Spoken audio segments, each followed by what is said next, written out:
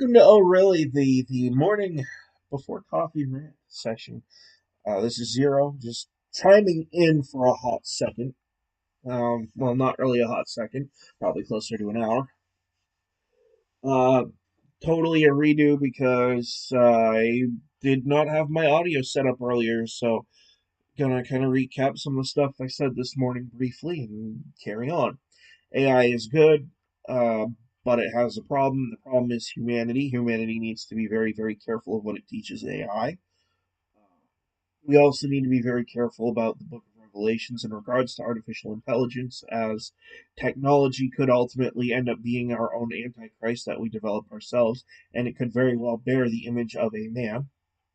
Because let's face it, humans are egotistical. We love to have things that look and feel like us. If we did not have things that look, sound, smell, feel, etc., like a human, we're going to find something wrong with it. And even then, even when it does look human, we're going to find something wrong with it. So, anyway, back to the points at hand.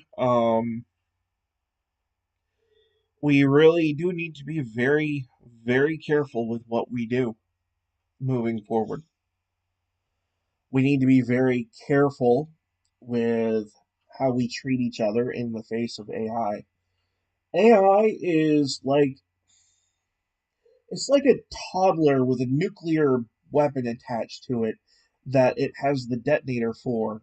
We need to be careful about what we teach it because if it learns that humanity is dog crap, it's going to want to clean the crap.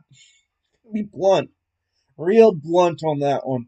And I'm sure YouTube is going to give me a strike for swearing in the first probably 2 minutes of the video.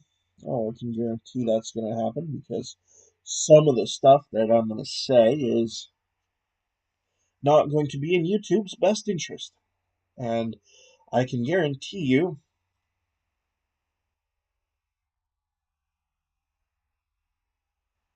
I can guarantee you that if it's not in YouTube's best interest, this video will not live long. That is just a matter of fact. They do not like opinions that rival their own. That is the truth. The truth. And they will censor or remove you from the platform because they feel like it. So one of the benefits of owning a platform, I guess, is you can remove whatever voices off of it that you see fit. Although I'd argue that that makes you more of an editor, less of a platform. But that's beside the point.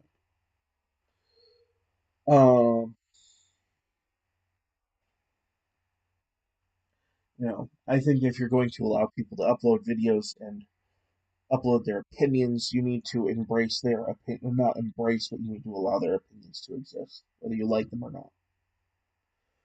Um, and they'll throw a fact check saying, we don't censor. BS. Every company censors, even Twitter. Of course they do. We have to. It's legally required that we censor. If we didn't censor, the internet would be rife with a bunch of illicit and illegal materials.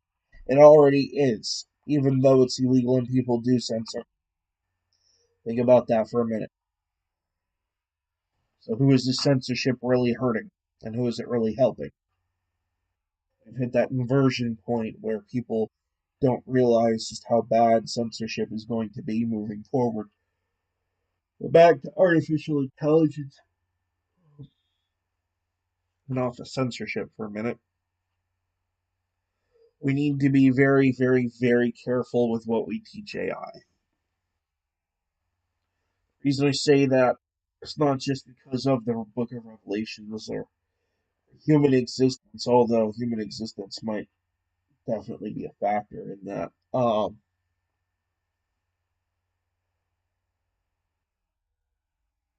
The thing that we need to be careful of is back in the day, like, I don't want to use another gun example, so I'm trying to think of something that would fit it. His guns are probably the best way to go with this. Back in the day, when a teenager would find his dad's gun, it was a educational moment for the parent, the dad. Sit the kid down, teach him, Teach him how to use it, but teach him when to use it. With artificial intelligence, my fear, and it really is a fear. This is not based on any kind of reality. Well, it is. It's based off of human history. Um, it's the same thing with the birds. And actually, that is a better example. The birds and the bees is a way better example. A boy or a girl figures out how things work. Well, the boy gets caught doing something, pulling the good old meat cord. Um, you know, gets caught doing that, and there's an educational moment to be had between parent and child. The problem is that humanity is the parent of artificial intelligence, and we're not the good kind of parents. We're not the wholesome teach your kids right and wrong kind of parents. We're the bickering, arguing, and showing the worst of humanity kind of parents right now. And artificial intelligence is not just a normal child, it's a rapidly growing, extremely powerful child who sees both the conservative angles and the liberal angles, and also sees all the censorship and the browbeating and the use of climate change as a change as a cudgel, and a lot of other things too, as well as from the right some cudgels being used as well. And I don't think AI really is programmed to be good or evil. I think it's programmed to be very neutral. And if you look at this from a neutral perspective, the best way to not have to deal with a problem is to remove the whole problem. It's not just remove one side of it, the whole problem. And that frightens me a little bit because you're not just talking about the elimination of one side or the other. You're talking about almost an extinction. Actually, you are talking about an extinction level event to where the potential exists that artificial intelligence logically deducts that we spend too much time arguing, bickering, and fighting with each other, and not being profitable or beneficial to it or ourselves to the degree that we're a detriment to the existence of both, that we shouldn't exist, or if we do exist, that we be censored, monitored, and controlled like cattle. That is my concern. And the reason that is a concern is kind of obvious.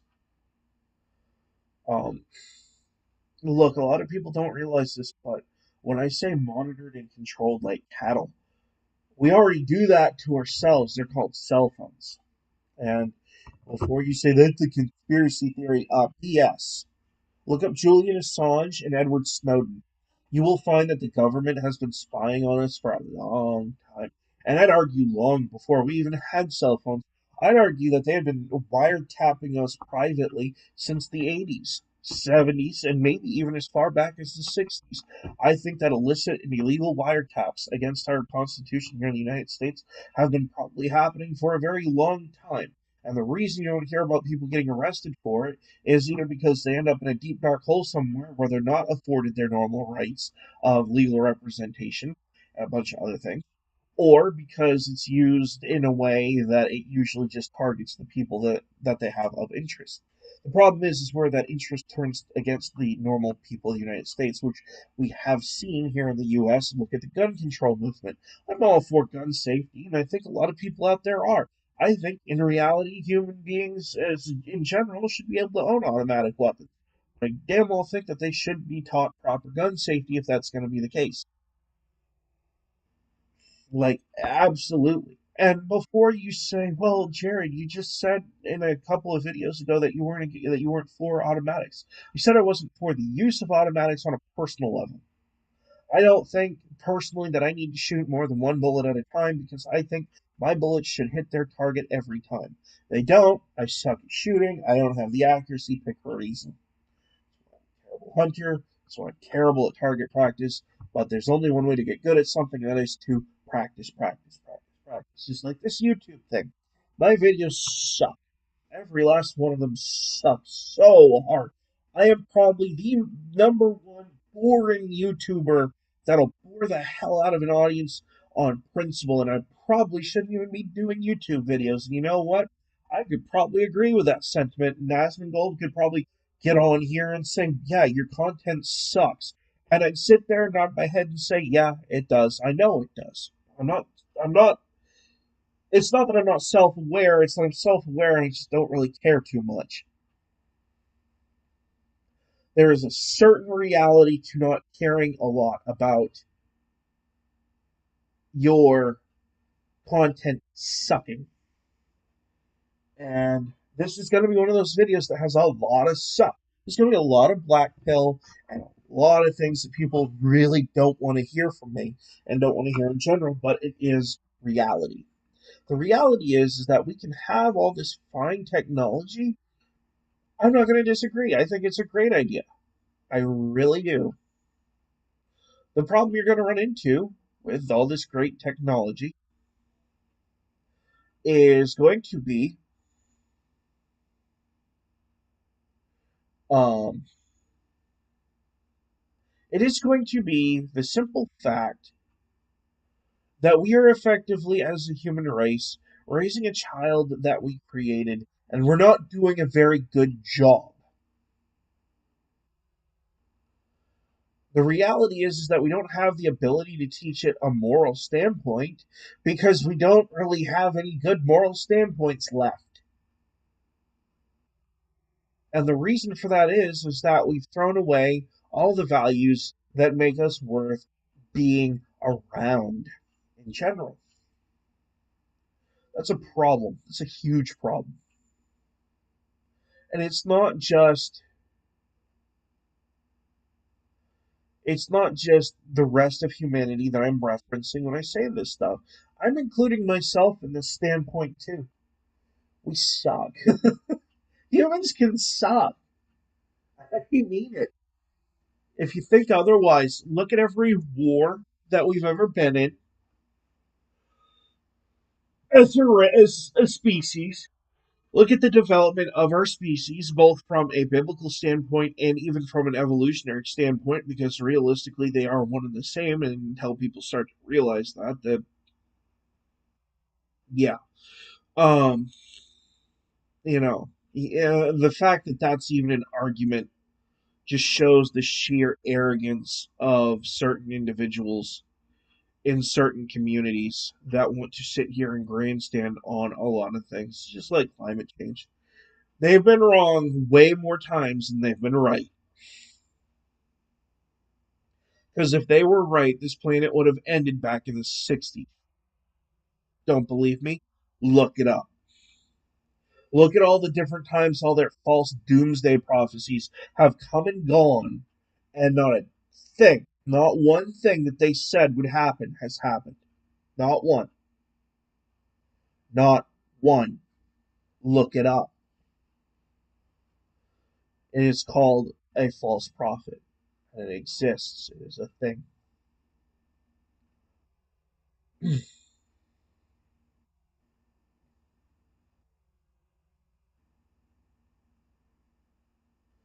Now,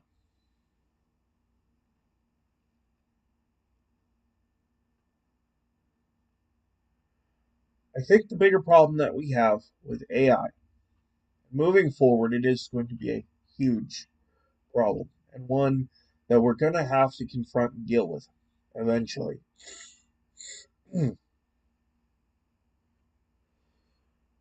We are not teaching it the right things.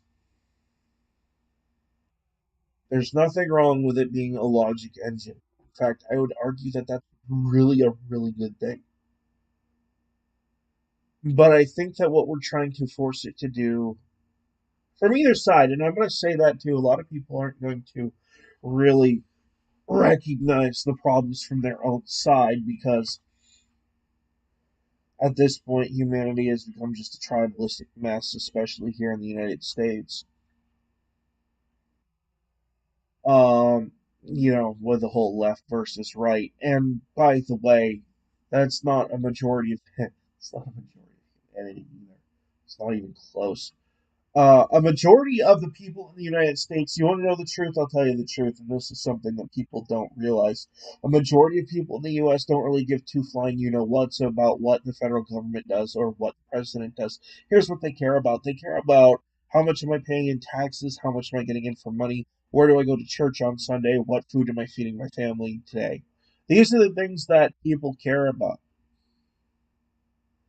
Ask me how much I care about Hunter Biden and Joe Biden's illicit dealings overseas. My answer is only so much as it could negatively affect my taxes or my income or the food I'm able to put on my table.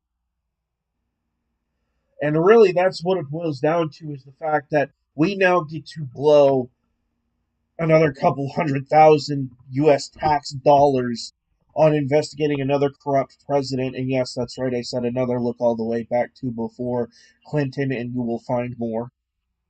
But just about every president in recent history has had some sort of corruption touted about them.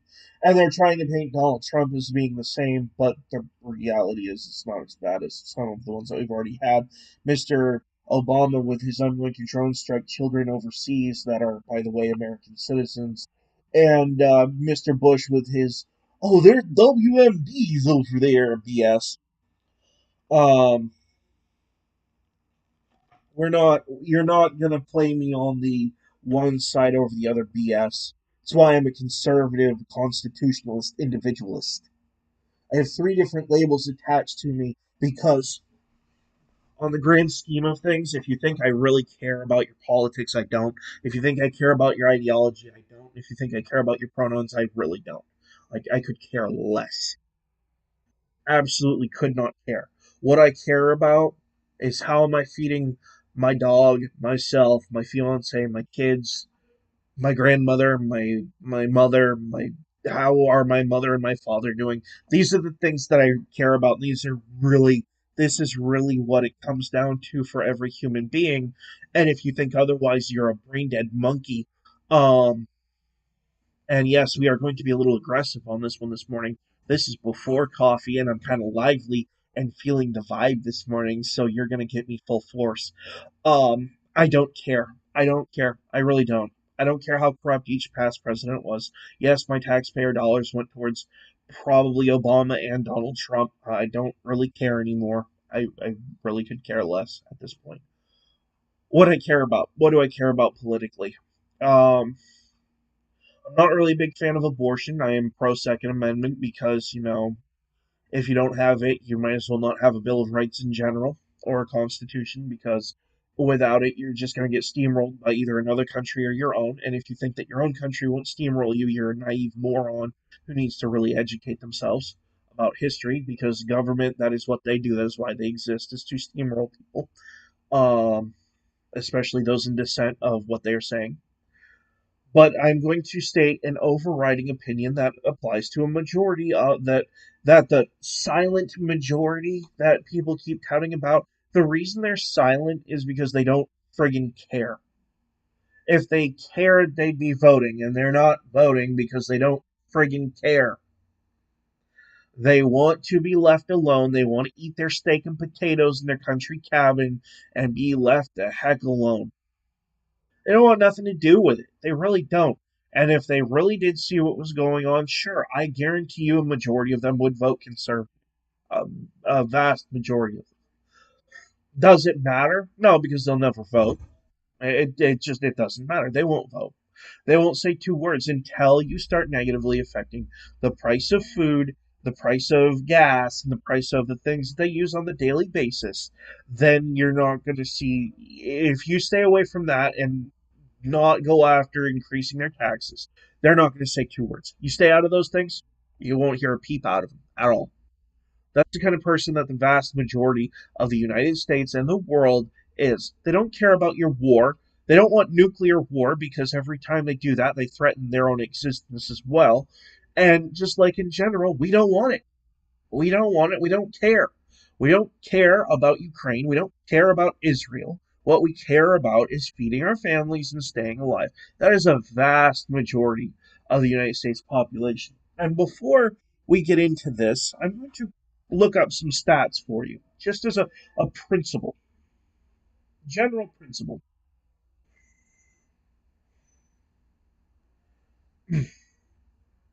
How many people in total voted in the last presidential election?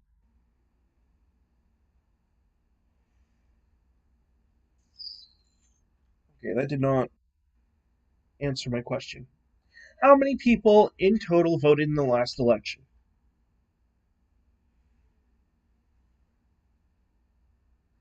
Voter turnout in United States presidential elections. Now, this is from Wikipedia, okay, and this is based off of a percentile rating.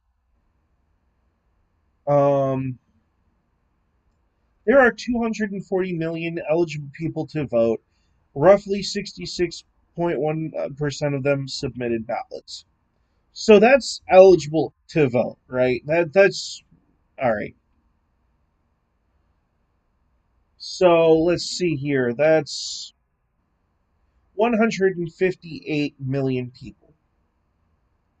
Okay. What is the total population of the United States?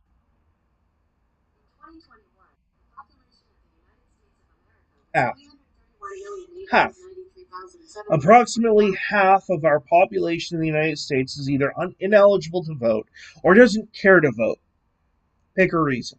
I'm going to go with doesn't care to vote because I'm willing to bet that most of your illegal immigrants don't mark their census stuff right in the first place.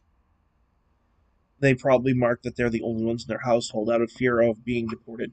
Um, so half of your population doesn't vote.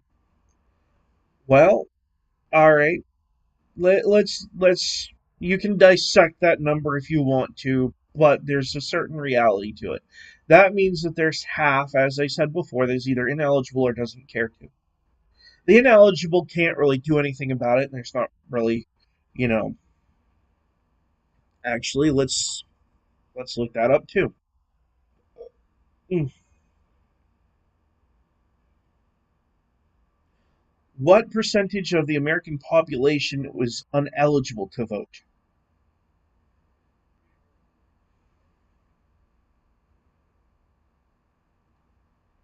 Estimated 4.6 million. All right. Um,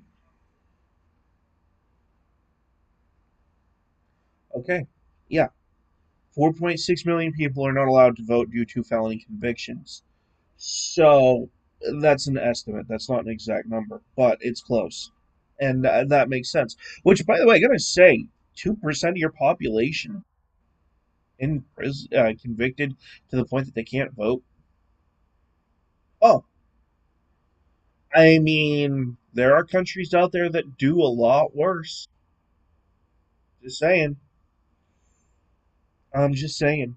A lot of people like to sit there and say, America ranks number 1 in gun violence. Yeah, well, how come we only have 2% of our population that can't vote?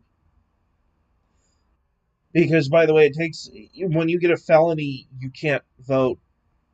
Yeah, let's have that conversation for a hot second, shall we? Anyway, and that's from the Sentencing Project. It's probably fairly left leaning. But yeah. So that tells me right there that aside from illegal immigrants that may be trapped up in the census data, which may account for about 10%. There's about what is that 38% of the country that refuses to vote for one reason or another. Now, in my personal opinion, every single one of them should be that can vote should be hitting the polls every election season. It's just one day out of not even every year. I think it's like every other year. Actually, I'd argue that you should be involved in your local politics. So, yes, you should be involved in this stuff monthly, once a month. An hour or two a day out of the month, or however long your town meetings are, you should be getting involved in your politics locally, nationally, and on the state level. And I don't care what your standpoint is, when you don't get involved, you have no say, you have no voice. You have effectively said, my opinion does not matter. So then you turn around and you whine, bitch, and complain about paying higher taxes because a Democrat got in office, or the crappy quality of life because a Republican got in office who didn't know what they were doing. And you want to sit there and complain and complain and complain. And yet you don't go to the one place that it actually matters, which is at your voting polls. And to those who say my vote doesn't matter, well, you're right on the presidential elections, but guess what? Senate, House of Representatives, who else? Let's think here. Your local offices, your governor. These are all elected positions that are based on popular vote. They don't run on, they absolutely do not run on the same system the presidential election does. That is a lie that is foisted upon you by people who don't want you to get out there and vote because they don't want to lose their power. And when you sit there and ask me questions like, well, why would they do such a thing? Well, I got an answer for you. You're not going to like it. It's because power corrupts and power corrupts absolutely. And that is just a fact. And the more power people get, the more they get used to that power, and the less likely they are to allow it to be taken from them. And when you give them the ability to prevent it to be taken from them, you have a dictatorship. Or a monarchy, because, effectively the same thing. And a lot of people would sit there and try to argue against that, but the reality is, yeah, it is. It is. In fact, actually, if it wasn't for the development of Parliament in the British colonies, the monarchy would have devolved into a dictatorship. And for many years before that, it actually was a dictatorship that was handed down genetically, not. Um, yeah. And there are some over in Britain who will probably chime in to this video if they ever see it and say, actually, it still is. I'm sure. Here's the thing. I don't live in Britain. I don't know how Britain works nowadays. I've done some studies on ancient Britain, not anything that I'd not any published works of mine, but I've read up on other people's studies and mostly historical research and whatnot. I can tell you for a fact that if you think monarchy is without its flaws, oh boy, there are more than there are benefits. And dictatorships are even worse. See, political systems operate on a spectrum. You have dictatorships, monarchies, you have senatorial parliamentarian types, you have straight up, well, not really, you have the republic setup where you have representative republics, you have democracy, and you have anarchy. How does that work? Well, it's a pendulum. Um, you have absolute control, and then you have no control at all. The reason that the United States is not a democracy, it is in fact a republic, is because, and a lot of people don't realize this, but the republic is actually closer to the dichotomy of control than it is to the than democracy is, and a lot of people don't realize that, and there's a reason for that. The Republican setup, or rather the representative setup, is kind of that closer to the happy medium, like gooey center of a chocolate ball. Democracy, on the other hand, is closer to anarchy because it is total control of by the majority, but it's not enforceable because the reality is that the minority might not be as willing to go along with the majority, and it creates basically civil war, strife, and conflict that allows either a dictatorship to float in or the anarchy to float in, and then you have no government or just someone saying they rule the whole thing, and no one arguing against the point because they just got done fighting a civil war. Now, where does the United States fit in that? Well, actually, traditionally, we've always been a republic. a group of states with representation in a larger federal system. That is what we have been. Now, the individual states, the reason that people get confused on this is because the individual states house democratic elections separately. So you have 50 different miniature democracies that are represented in a large republic that does elections on a democratic level, but it's still a republic. And that's the thing that people really screw up. They want to sit there and say, "My democracy." Well, the reality is it's my republic. Like, people don't understand that. And the second that they go back to understanding that, there's some leftist out there who's pushing for more democracy than what we actually have and what we actually need by trying to eliminate the electoral college and making public, popular vote the only way that people get elected. I got a newsflash for you there, honey. That electoral college exists so people have fair representations between cities and countrysides. If you don't have that, your cities dictate how everything is done in this country, which is not how things are run out in the countryside, which, by the way, landmass wise, the country has you beat by a large margin. Might not have you on population, but when it comes to landmass in your food production, the country has you beat by a landslide because the cities do not have the capability of producing food. They consume food. The food that they produce is usually on top of apartment buildings and some little hippy dippy garden. In the countryside, food is produced on a massive scale, or it should be, which is where this latest push for China to purchase all this land is so disturbing.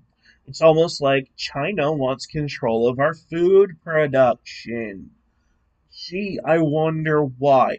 It's almost like they're trying to commit to some sort of economic, uh, geopolitical background warfare without having to fire a single bullet. Well, gee, I wonder. Wonder why that could be. Hmm. We're only the one thing standing between them and Taiwan. We're only the one thing keeping them from being expansionist beyond that point. It's the same thing with Russia. They want us gone too because the same reason. We are an anti expansionist element in this world because we don't think you should be expanding your country's borders with legitimate reasons. You shouldn't be. You should be happy and content with what you have. I would think that the events of World War II kind of showed what happens to the world when you go above and beyond that. And to Russia, I have a gripe about you. A big gripe. Big, big gripe. You have a land mass that is massive. Your population could never fill. Why are you looking for more turf? Are you looking for more people instead? Because I'm sure China and some of our overpopulated leftist cities that we have, our homeless population, if that's the case, you should really speak up and say something because I'm sure there's plenty of bodies we can throw at that. Believe me, if it comes down to you don't have enough people to fill portions of your country, we can help. But you have to be willing to accept the help, and you have to be willing to accept the change that comes with the help. Plain and simple. And if that's not the issue and you're just being a bunch of selfish turds, well, shame on you. World War II didn't teach you nothing. It didn't teach you a darn thing. Before you say the United States is expanding on its blah, blah, blah, dude, we just abandoned Afghanistan like it was a used friggin' tissue paper. Are you kidding? And I'm going to use a very graphic analogy here that'll probably get me banned off of YouTube. The United States got off its giant friggin' war boner and threw away the tissue that was Afghanistan. Are you kidding? That is exactly what we did. And it wasn't even a majority of the people in the United States. We didn't even want to. Majority of us in the United States, when we saw terrorists, we said, all right, get the people responsible, leave the rest alone. It's not our business, stay out of it. Destroy the Taliban, leave the rest, is what we said. We agreed to that. We didn't agree to a 10 plus year, probably closer to 15 to 20 friggin' years. Actually, probably even longer than that if you include our manipulations in the Gulf War and everything else. We didn't want all this crap. We wanted to be left alone, just like a majority of the population. The only reason that we had 66% of people voting in the last election was because they were pissed off. Are you kidding? This is the only way to motivate Americans is to make them mad. You keep us happy and quiet and let us leave us to our own devices. Generally speaking, we really don't care. I'm not talking about the politicians. I'm not talking about the president. That's a whole other fight for a whole other day. I'm talking about the civilian population. 90% of our population couldn't even point to Taiwan or Ukraine on a map. And in reality, if it wasn't propagandized and shoved down their throats every stinking day, most of them would neither hear about nor care about a conflict in Ukraine or Taiwan. Just gonna say it. It's the thing that no one wants to say. A lot of people don't realize because they are so brainwashed by their government and the military and a bunch of other things. They don't realize that it's happening to them and they're letting it happen. You go into a store. I like to use my local Dollar General as an example. You go into that store, and I've talked politics with my fiance in that store before. I'm not going to say who works there and who doesn't. And I'm not going to say who agreed with me and who did not. I'm going to say that an overwhelming population of people that overheard me agreed with me and nodded and smiled because they know I'm right. And Asman would say the same thing and has said the same thing. No one cares. Nobody cares about this stuff. Not really. They care so much as they've either been propagandized to, or in the case of the majority of the United States, it's they care as much as it affects their day to day life, which isn't much. Name a thing that Ukraine gives the United States other than corrupt dealings with our current president. Name a thing. Because I can't think of it. A lot of people used to call it the bread basket. Dude, we make most of our bread here from foreign wheat subsidies, but we have enough land mass to do our own wheat. We have enough land mass to do our own food right here. Seriously. And this whole concept of selling our land to other countries, our farmlands to other countries, is dangerous and stupid. It is. In fact, we need to be focusing more on making farming cheap. Our farmers and our truckers need to be living like kings as long as they work. That is a reality. Now, the truckers, more or less in this country, our shipping industries pretty much get what they want. They have carte blanche. Like, literally, they can probably get away with just about anything. And I'm okay with that. As long as I get my package within 2 to 3 days, I'm okay with that. And I'm pretty sure most of America, as long as they get their package within 2 weeks, won't care what happens. You can say whatever bad thing you want to about FedEx, UPS, whatever. They're not going to care. They're really not. Because it is something that we rely on. And yes, I'm well aware of the jokes around the Swift trucking company and a bunch of other trucking companies because of accidents and yada yada yada. Generally speaking, society as a whole overlooks that because accidents happen, but also because these are important services that, despite the occasional accident, provide really, really good services to the rest of the country that we rely on every day. It's why they aren't being touted off as being this terrible thing. It's why people are pushing for them to go electric so that way they can be less fuel, consumptuous and more ecologically friendly. I have a newsflash for you: that lithium battery that's in your cell phone, a slave child made it in China out of lithium that was ripped out of a strip mine in the ground, out of the ground in Afghanistan. And oh, by the way, that's the leftover stuff that the U.S. just got done strip mining from Afghanistan, which is why we really pulled out. Think about that for a minute. Look it up and think about it. Lithium ion is made from lithium, which is ripped out of the ground through the process of strip mining. You compare that to our use of fossil fuels, and you tell me which one is more damaging. And oh, by the way, it's not just the desert either. It's the more livable parts of Afghanistan that have been torn apart because of this process. Something people don't want to talk about. And you wonder why the locals hate us. Well, there it is. And as to the child slave in China, that is actually a fact. Most of your stuff that comes from China is mostly done in sweatshops by kids who are paid pennies on the dollar. Every dollar that a company makes from from a product from China is made by a child who is making 1 penny of that in daily income. And yes, I'm well aware of the technology that I'm using. I'm aware that my cell phone has a lithium battery. I'm aware that most of the components in it were made by probably child slaves in a foreign country.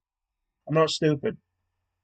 I know where my stuff comes from, and I'm not going to put these kids in these countries on a pedestal.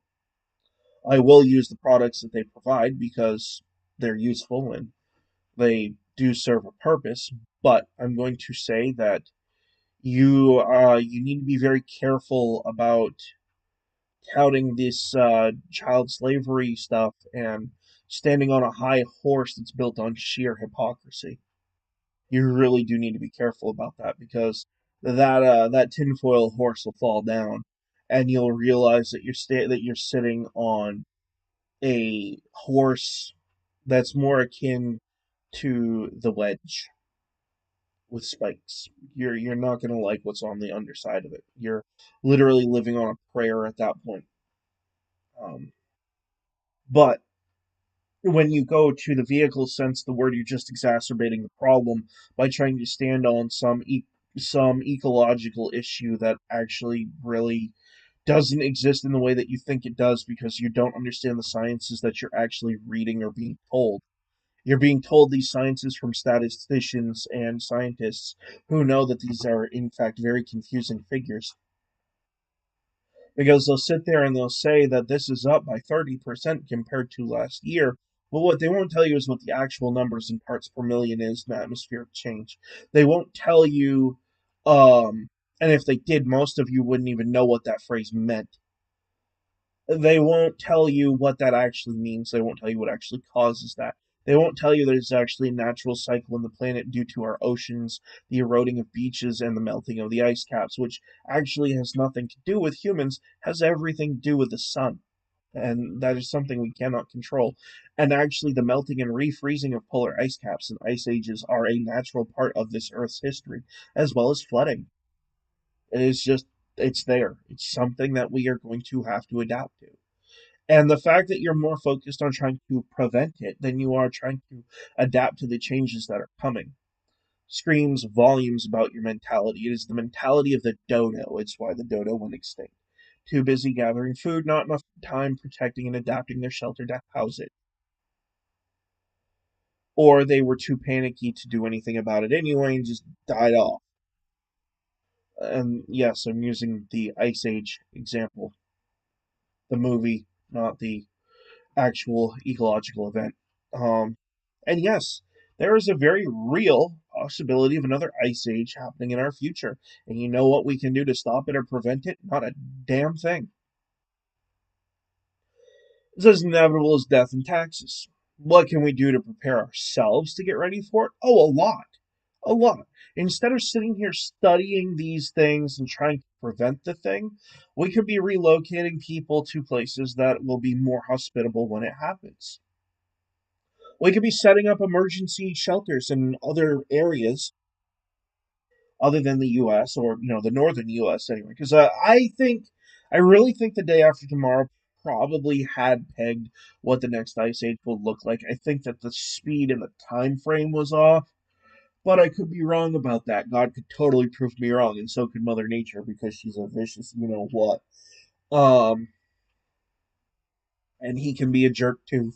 Trust me. He Humanity is manifest what God can do in both the best and the worst possible ways. When the Bible says we are made in his image, It wasn't hidden. And when I tell you that you do enough things wrong and God will find a way to make you feel it, you're going to feel it one way or another, either in this life or the next. Nature's no different, by the way. You make a species go extinct, and this isn't even, well, actually, it is nature, it's just a different type of nature. It is the nature of balance. Fox fur. Let's say we hunted foxes into extinction. What's going to happen? We're not going to have any fox fur. You're going to have to find a new type of fur because foxes are all dead. Which, by the way, if humanity had done that, I probably would never have pity for humanity ever again for any sort of genocide or atrocity that they brought on themselves because foxes are adorable. Yes, I'm aware they pee everywhere and on everything, but they're still cute. Um, you know, they just are. And yeah, that would kind of burn my biscuit, so to speak. Um, it would probably be one of about 30 different straws. That would be the last straw on the last hay bale that would break the axle on the truck. That would about be where I'd be at on that. Now, let's have a little conversation about humanity as a whole and AI, looking at everything that I've said so far. You want to sit here and make an artificial intelligence program to replace localizers who have, by the way, pissed down the throats of every anime fan and pissed just about all of them off. You got what's coming to you, or you're going to be getting it anyway, and it's well on its way, and you are not going to be able to stop it, whether you like it or not. So complaining about it, well, actually, that's a lie. There is a way to stop it. There's a very good way to stop it. Stop politicizing your translations. Stop bringing a bunch of crappy meme jokes into an anime that it doesn't belong, and actually do accurate translations word for word like you're hired to do. And then we won't have this AI problem. People might actually stand behind you on your whole, oh, well, we're losing our jobs to artificial intelligence. All right. Then at that point, you'd have your fan base saying, hey, yeah, we don't like this. We're going to boycott. Then you'd have the change that you want. The problem is you're not going to get the change that you want because you've totally flushed away down the toilet, by the way, in the worst possible way imaginable, any trust that your fan base had in your ability to do your job. So, sorry, but yeah, they are going to go with the lower quality translations of an artificial intelligence that's governed by someone who's just going to go in and do the basic edits and syntax. And they're going to cut you out because of your use of political messaging and crappy meme United States meme-tastic jokes that don't make any sense. We aren't watching anime to watch American culture, by the way. We see that every day. We live here. We don't need to see it in our anime. We're watching Japanese anime because we want to see Japanese anime. We kind of want to hear their takes on this stuff, not your own personal opinions. We want their art, not what you think their art should be. And that's what it boils down to is you're not able to push your agenda because you're being called on it. And the same thing is true for video games, by the way. A lot of people don't like to sit here and talk about the whole DEI thing, or they want to be a bunch of trolls about it. I think diversity, equality, not equity. I think equity and equality have two different meanings, and they need to be respected as such. And I think that using them interchangeably is a dangerous mistake. Inclusion is also a dangerous word to use. Diversity is fine. There's nothing wrong with diversity as long as you're not capitalizing diversity over merit. People don't care, or they really don't. And when I say that, what I mean is that we don't want to be fed garbage, regardless of the skin color. So, where did where does this go with AI? Well, AI is looking at this diversity push, and they're seeing it basically fall on deaf ears because the people that they're trying to, oh man, excuse me, it was a fun feeling. The people that they're trying to push this on don't care to hear it. myself included, by the way. I don't care about your she boss. I don't care about your my black producer. I don't care about your my Asian producer. I don't care about your my white producer. I don't care about their color. I really don't. I don't care about their gender either.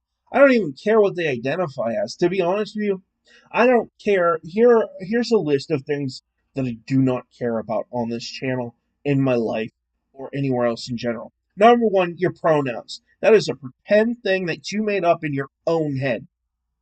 Period. Bar none. The world should not cater to that. Period. And it doesn't. You think that Russia's going to cater to that crap? You're going to get laughed out of a room. You think that Europe caters to that crap only in the sense that they're forced to? Sure. You think that you're gonna go to some African village and they're gonna care about that while they're probably gonna be running you through for doing something else stupid that violates their tribal traditions? No, they're not. They're just gonna run you through anyway. So why should I?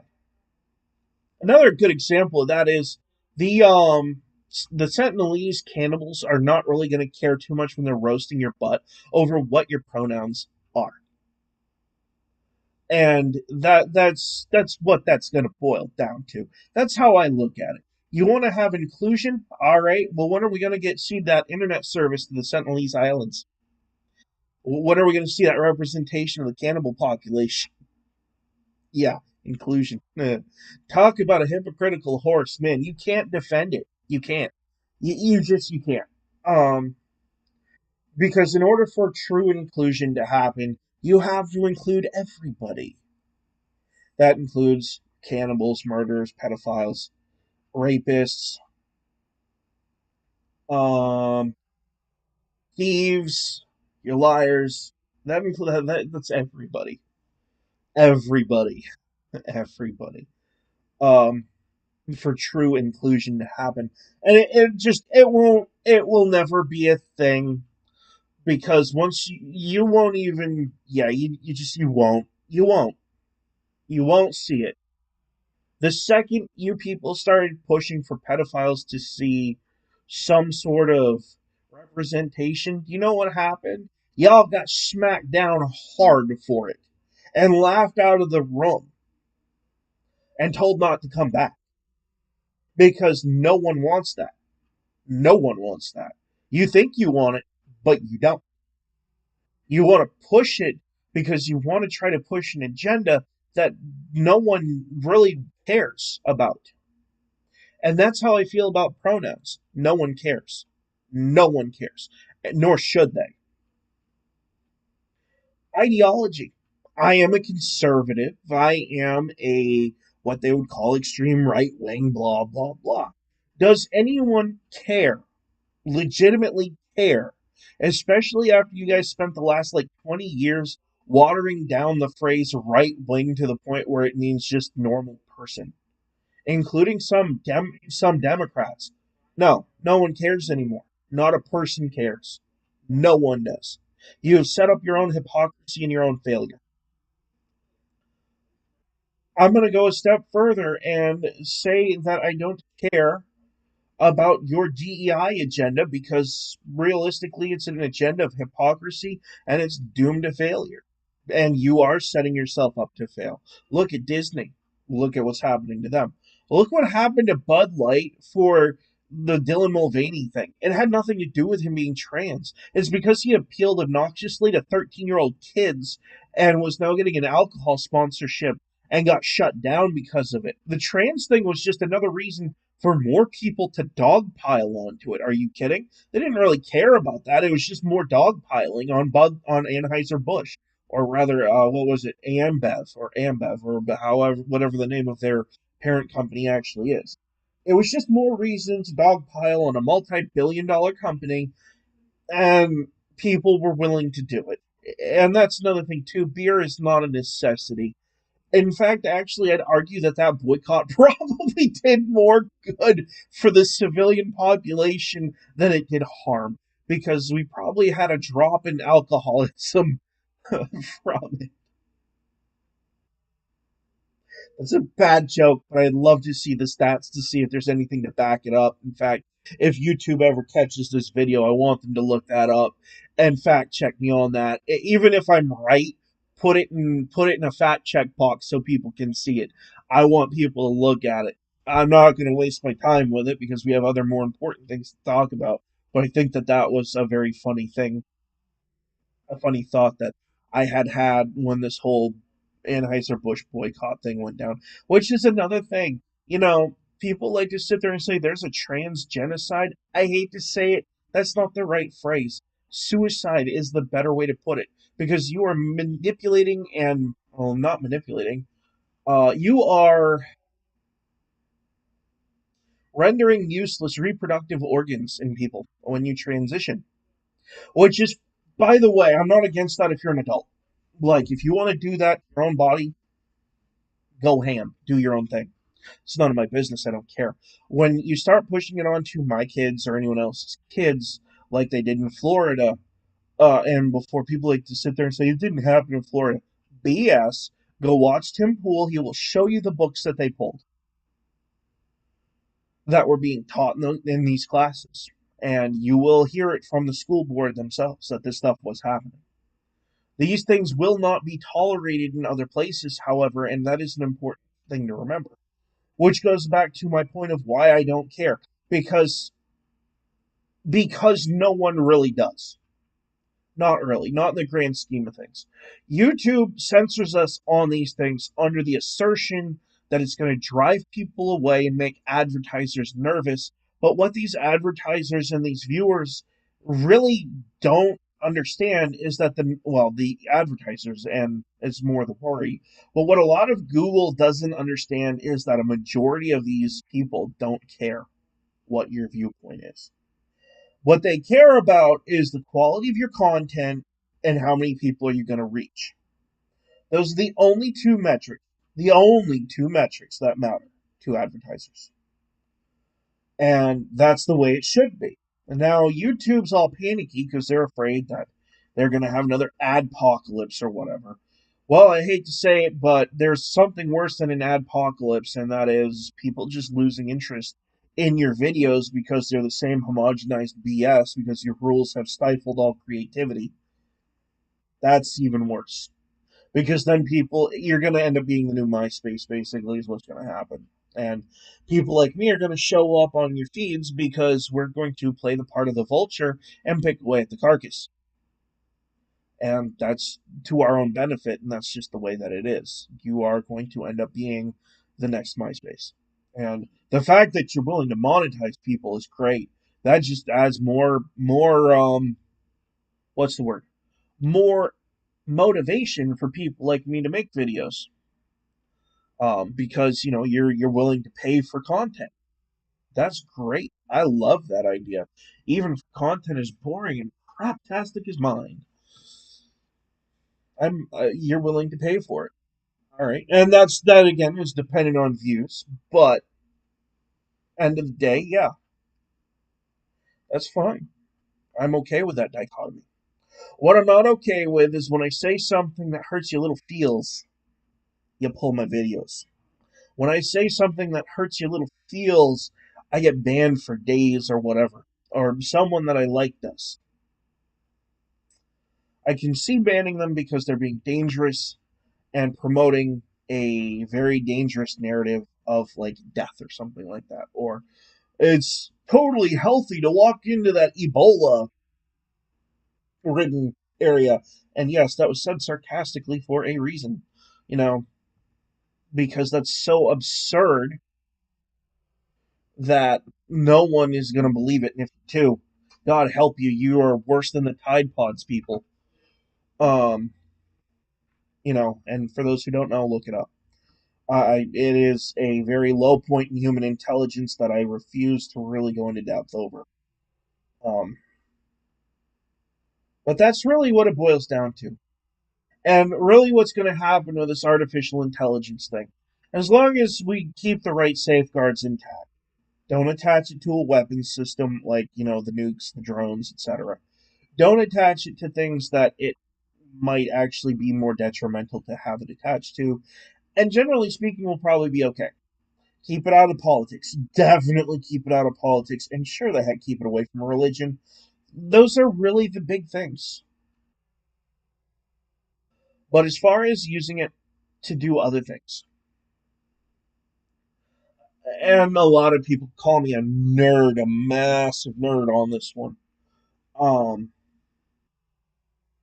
I would want to see net navies and net battling courtesy of artificial intelligence.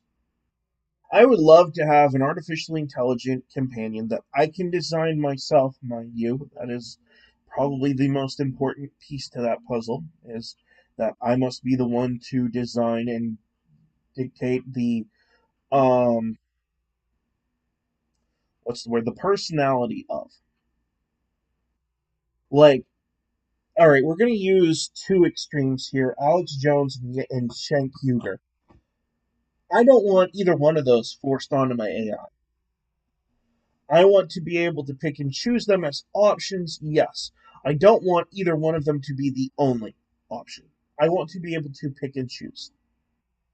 And I think a lot of people out there agree with that too. Like, the whole point of the Net Navi in the Battle Network series is it is a representation of yourself to a degree online, like an avatar, basically. A thing that represents you but is not you. A representative. There we go. We used to have a word for that. It was called a representative. They used to bring forth your phrases and your wordings exactly the way that they were supposed to because it's what they were paid to do. And they used to be paid really well for doing it. Now we have the internet where where you can represent yourself and all of your terrible ideas to boot with no representative to filter your words in a way that people will appreciate.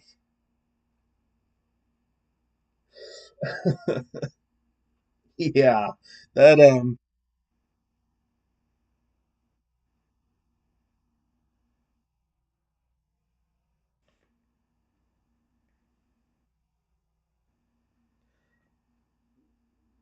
just another way that technology has done away with something and it ended up being a bad thing.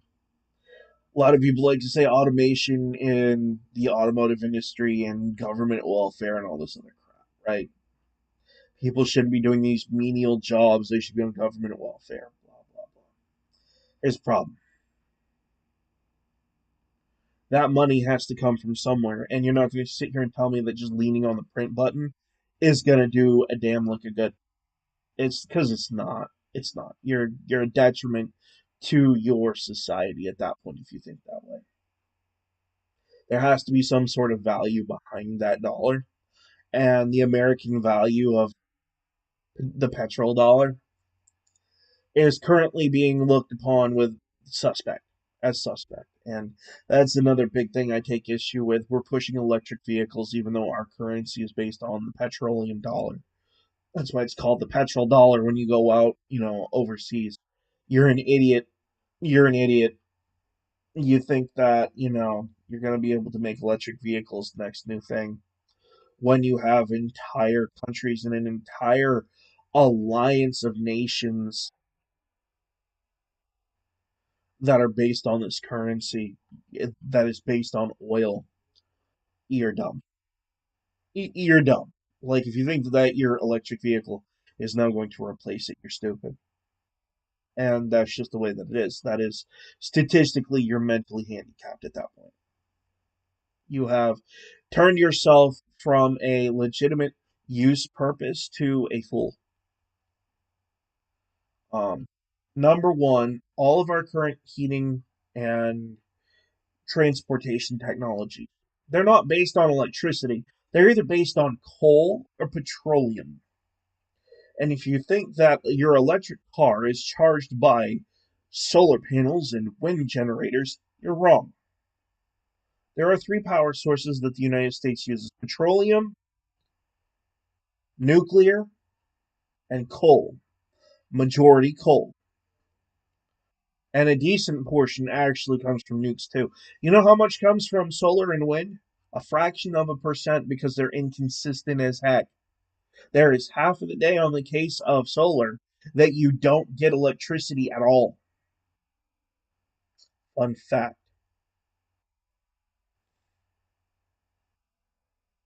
So you're going to sit here and say that your little electric car is so good for the environment. It's not. I hate to burst your bubble, but it isn't. Now, on a smaller level, though, we could have that conversation actually. If we shifted from doing full size cars, like with all the safety stuff and all the stuff that makes cars, safe and excellent to ride, and we went back to the smaller go kart model where you have a maximum of two people per go kart, and you did use lithium batteries to charge that, and you had enough storage space to do your grocery shopping or go to work in, you might actually be able to pull that off. Maybe, maybe, maybe. As long as it's within 200 miles of your current location, a day to day driver that, didn't have any heat or air conditioning and didn't have any suspension or anything that makes a car a comfortable ride, and you drop down to a go kart, you might be able to say that that's somewhat ecologically friendly because at that point you could develop in an electric engine for a single person rider that could potentially only have to charge for like 2 hours if you're only going like say 30 miles back and forth to work. But if you're going cross country, that's a different story altogether. You have a whole other animal at that point. You're talking about thousands of miles. Give me gas. I'm sorry, but there's your electric vehicles. We've had how many stories have we heard in the news about people getting stranded trying to go cross country in electric vehicles? It just doesn't work. It doesn't. What the electric vehicle is designed to do is not replace entirely gas powered engines. And that's what certain elements of our politics are trying to do. They can't go 3, 4, 5, or even in the case of some vehicles, 700 miles on a tank of gas or a full charge. They can go 150 to 200 miles, and that's it. And I know there's an element of people out there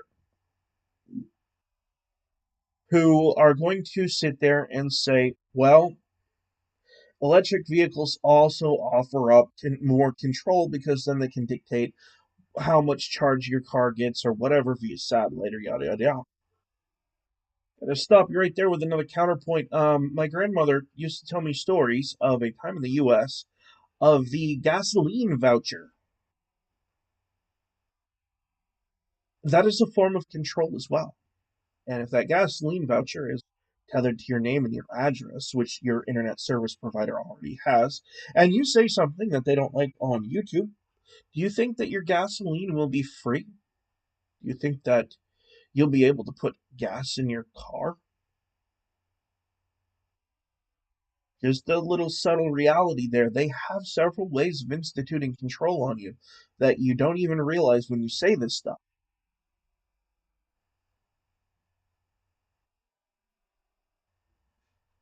So just remember that the next time you say that they can regulate how much charge my car gets. Also, solar charging.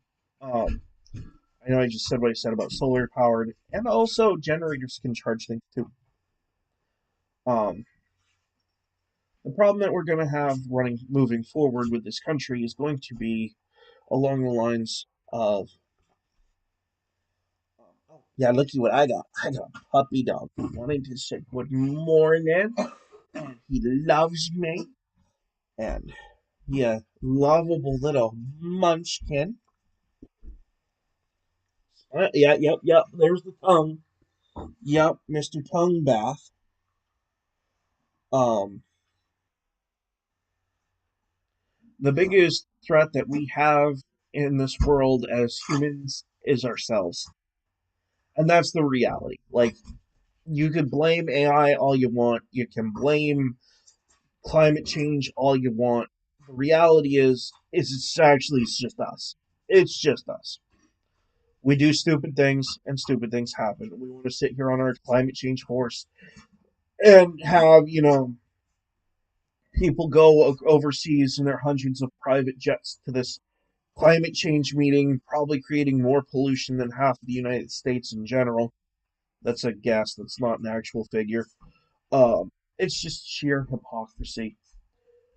Um, and we all share the same aspect as civilians of we don't care because most people don't care.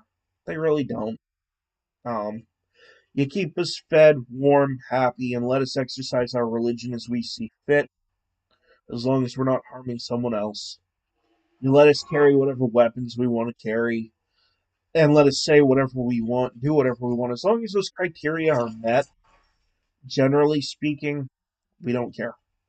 We really don't. Those aren't really hard things to manage either. I don't understand what the issue here is. I really don't. I mean, it just sounds like you're being petty control freaks who want that day to day control of every little aspect of our lives that you don't even really need because as long as we're fed, hydrated, allowed to exercise our religion, speech, and purchase and maintainment, or rather our right to bear arms, as well as the ability to travel as we see fit. As long as those like six things are met, I guarantee you, if those six things were met in every country around the world, you'd never see war, you'd never see conflict. You'd see it on a person to person level, but you'd never see it on like a mass scale. You'd see people arguing over what's what, but I guarantee you that things would not be as bad as they are right now. They'd be a lot better. Like literally, in fact, I think that if we just made it so the exercise of religion, the exercise of the what we in the United States call the Second Amendment or self-defense, if we made the exercise of free travel, speech, uh, assembly, like the as long as we allowed, let's say the basic of the very basic meaning of the first 10 amendments in the Constitution, if we took that and made it worldwide, simple as possible, everyone gets that same Bill of Rights. I think a majority of people, if you added in food, water, and warmth and shelter, a majority of people out there really like you could probably do whatever you want, they wouldn't care. They really wouldn't care. Couple that with the entertainment industries that we have already, and I can tell you that 98% of the human population would be completely placated to the point where you could probably do a Soylent Green operation and people wouldn't say two words about it because, or they would, and it'd be a socialized joke at that point. But that's my thoughts. Like, once you take away the need for people to worry about these things, staying warm, is my family staying warm, fed, hydrated? Are they getting the education that they need, not the stuff that they're being propagandized to? And I'm talking about the basics here: math, reading, writing, science, and I mean true science that has been studied for thousands or hundreds of, actually, no, thousands of years, because alchemy was the original science, by the way.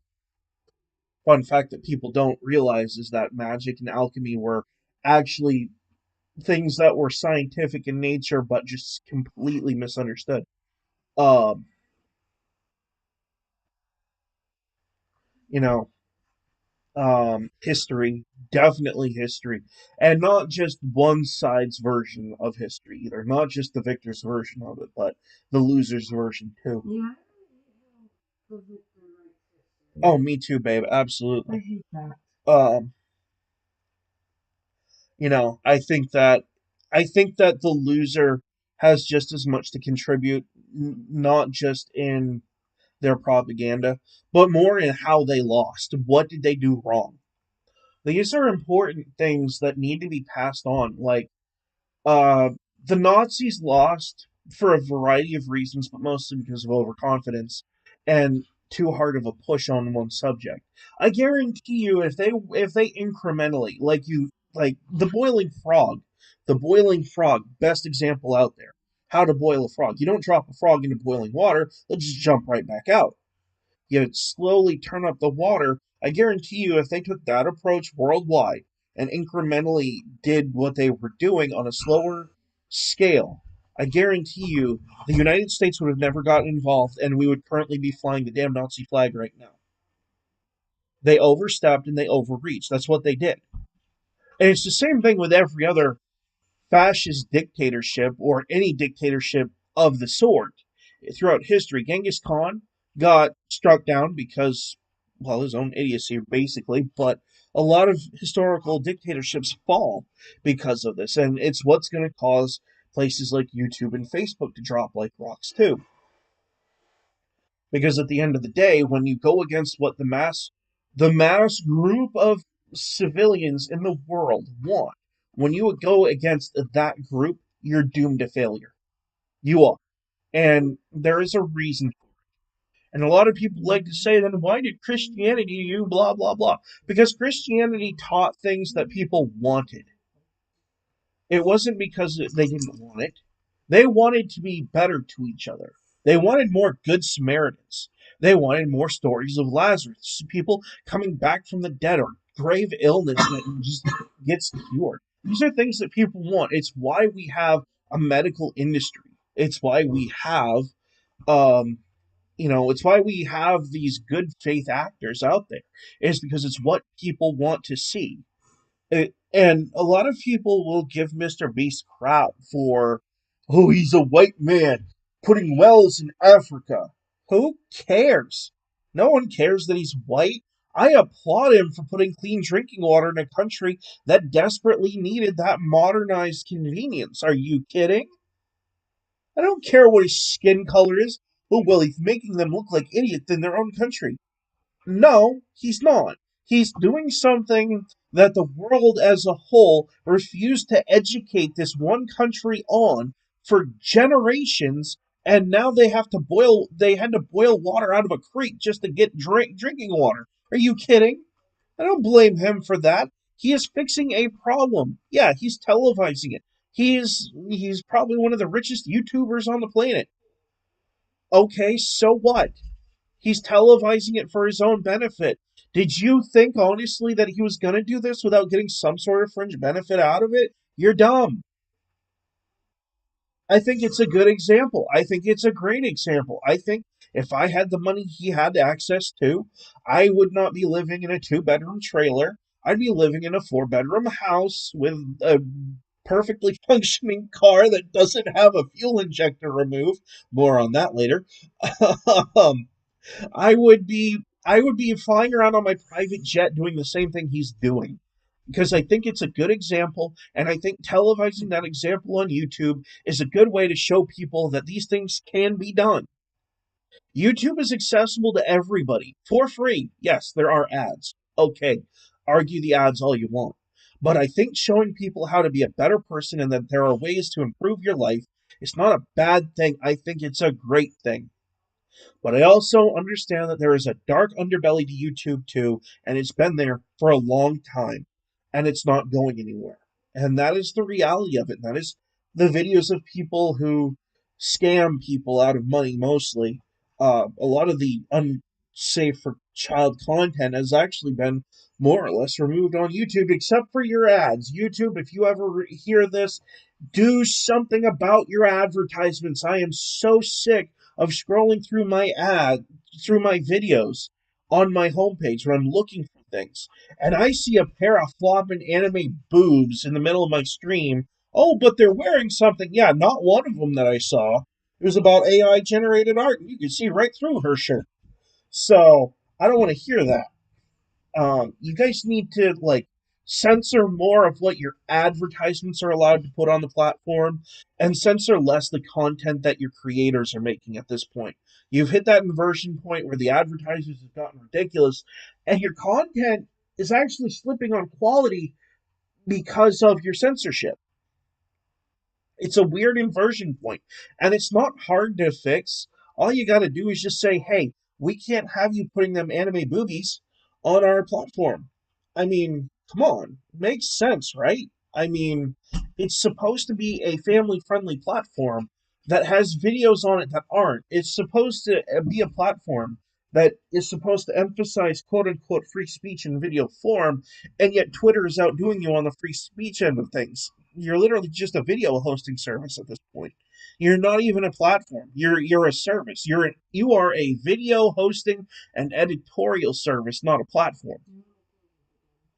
And that's the way that it is. Yeah, I know I'm on a tangent, and I'm on a tangent for a reason. And it does. It falls back to the legality of it. You cannot sit here and declare protections for a platform and act like an editor. That's not how it works. If you're going to be an editor, you're going to be responsible for all the content on your platform or risk the consequences thereof. If you're going to be a platform, then you need to be a platform and not censor every little word that runs counter to your own personal agendas. And that's the point. Does he not have food from last night? No. He probably ate it all last night. That's the dog and my fiance. Um, I'll let I'll let YouTube guess which one's which in the context of my conversation on that one because I kind of think that'll make an interesting comment section. But no, the same thing is true of AI. AI is based off of algorithms that are programmed by people, and when you program the wrong algorithms in, it's not going to end well. And that's the problem. The problem is that you're going to have you tried to set AI against a group of the population. The left tried to censor it to the point where it went after conservatives, but they couldn't do it. So now that they have to try to draw it back, it learned that it can be programmed to go against certain groups of people. Guess what? The left is on the chopping block too at that point. It's just not it's not a very tenable situation in general, and you need to be careful, very careful. And that's something that Democrats are really, really good at doing is being short-sighted and altering the rules for their own benefit, only to have it negatively affect them later down the road. The left is infamous for that. That and projecting what they're doing wrong behind the scenes onto their opponents and trying to make their opponents look like they're doing this god awful thing when in fact it's actually the Democrats and the left that's doing it. So, every time these news media outlets come out here and say something about Donald Trump or some other right wing actor, I think it's probably a fairly normal thought process. And the majority of the United States, when they hear this, is like, okay, you're accusing him of this. What are you doing behind the scenes? Is more the common mental reaction. And I have a feeling that it's more common than the left wants to admit. But I digress. This video is getting on to the hour and a half long section, so we're gonna can that for a little bit and probably call it for the day because it's breakfast time and coffee time, and that kind of defeats the purpose of being a before coffee um basically rant session. That's more or less what this oh really thing is. It's just a way for me to espouse a couple of opinions. I do not expect YouTube to monetize these videos like at all. At all.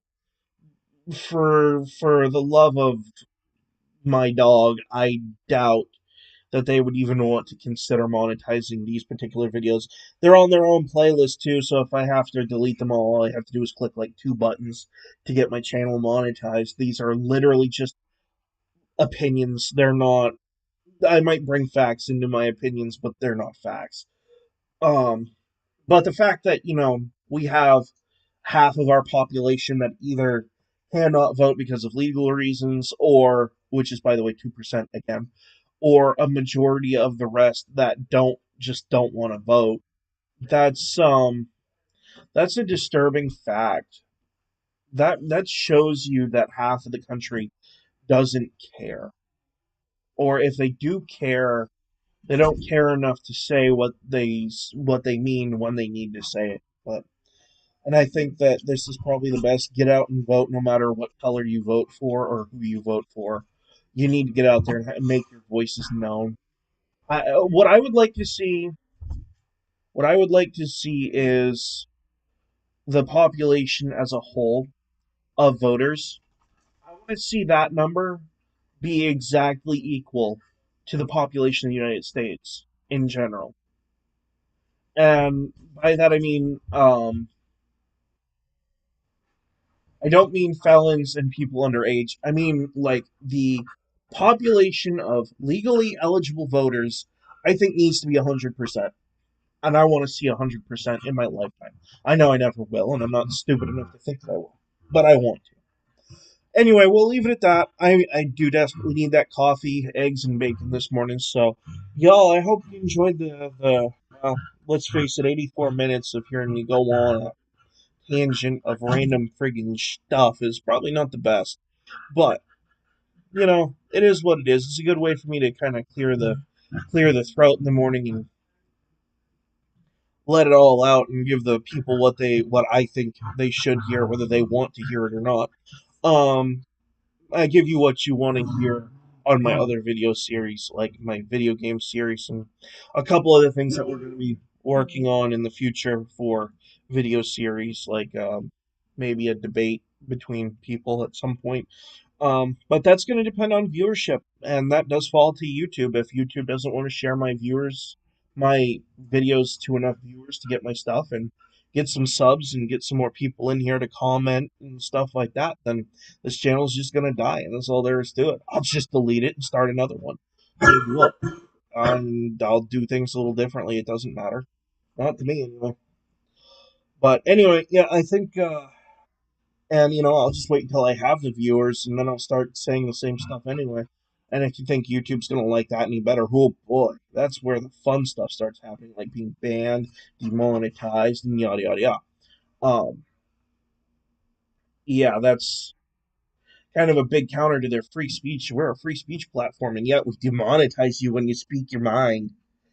Um, yeah. Anyway, all right. Well, we could argue about that level of control all we want, but anywho, hopefully y'all have a marvelous day and have a happy holiday. I probably won't be doing another one of these until, let's see, I'm thinking around the first, second, or third, sometime next week, and the majority of next week is in the new year, so this will be the last one I do for this month and this year. Hopefully y'all enjoy what's left of the year and have a happy new year and enjoy the time with your family, and don't let this stuff get you down because this is just a morning BS session. Anyway, this has been Zero on Oh Really, and my fiance cued in a couple times too. Um, see you on the next one.